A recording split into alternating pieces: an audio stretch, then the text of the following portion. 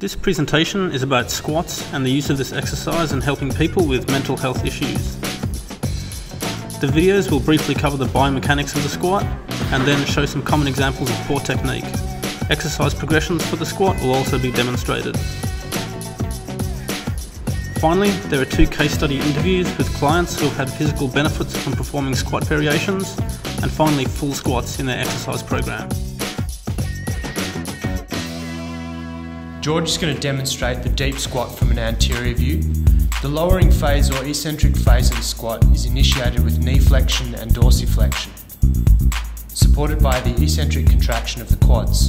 The lower leg musculature has a critical role in control of knee positioning throughout the movement chain. The rectus femoris and other quadriceps support lowering in the eccentric phase. James will demonstrate the posterior view of the deep squat. During the eccentric phase, you can see that the hips abduct and externally rotate. In the concentric phase, the foot is plantarflexed by the gastrocnemius and soleus. The glutes and hamstrings all concentrically contract to extend the hip to emerge from the squat.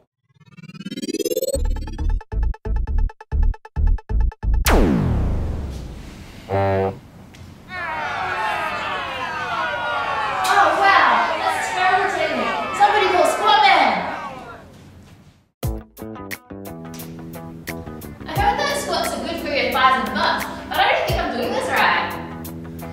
Of course you're not. Squat, man! George, come and show him how it's done.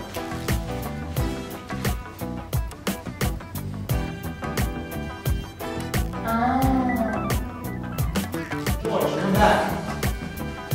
So George is going to squat all the way down.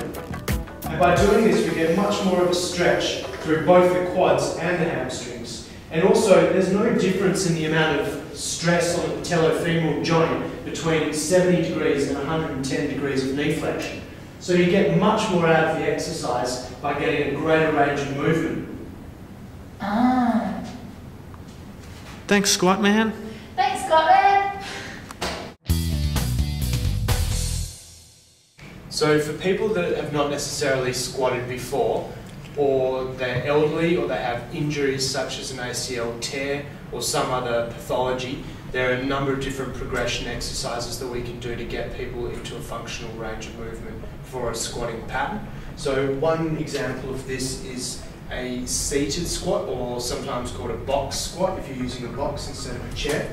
So in this position we can squat down behind us, and then gradually the idea would be to make that lower and lower and lower to get into a position where you can functionally squat to full depth. So at this stage, we're going to allow, again, the knees to come forward first. And then we want to try and get into anterior pelvic tilt by sticking our bum out. Okay, and then you can help yourself counterbalance by having the arms forward. And then we allow the hamstrings to eccentrically contract to lower us into a squat. And then we can gradually let our weight come back a little bit further. And then you can lean forward to initiate the concentric phase again and squat up.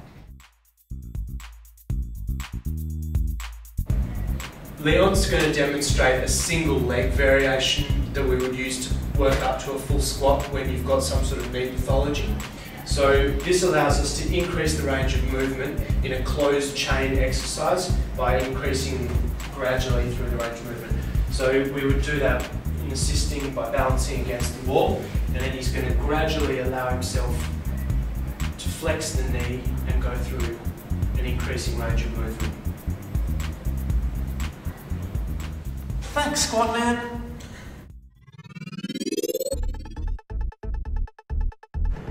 These are real interviews with 2 patients doing an exercise program with an OT at a private Perth mental health clinic this year. Squats are an important part of their program. Both of these patients are long-term clients of the clinic undergoing multidisciplinary mental health care.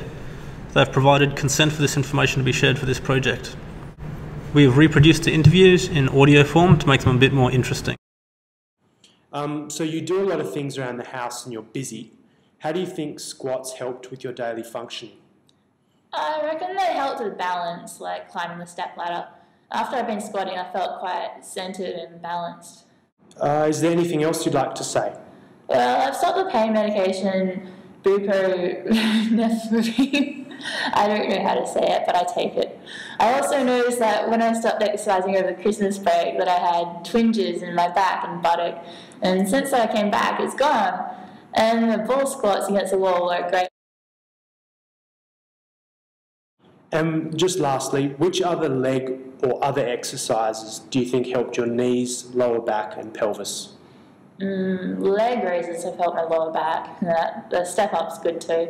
It's a good one. It's a good basic one to start with. And your bloody lunges. Look at your thighs, now look at George. Now look back at your thighs and look at George. You can't have George's thighs, but if you do squats, you can have thighs like George.